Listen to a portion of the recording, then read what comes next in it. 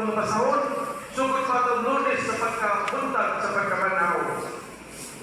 Lunes, Merkulis, Martes, Merkulis, o sa pagka-Merkulis, mauna atong karong Ebanghelyo.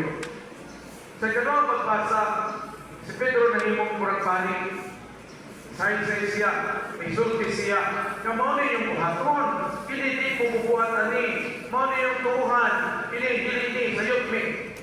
Si Pedro may mong pinuod kung buhin saksi. Pagaling na siya ditugyan sa Ginoo sa gahom, sa pagbantay, pagatiman sa gamahan sa langit.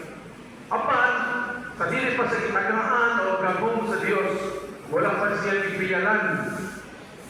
Iyan gilimod ang Ginoo, ikatulong na bisis. Handyo silang nila ang manong.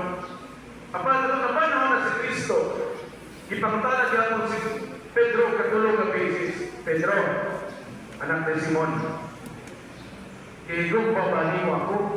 Tupang si Pedro, o Ginoo, iligugma ikaw. So ipangtala siya sa katulong na basis. Mga isuon, sa akong pangalaga dito sa Baluhin, sa paghiga na ako dili, sa pagbalik na ako, at doon na dito sa sinatian,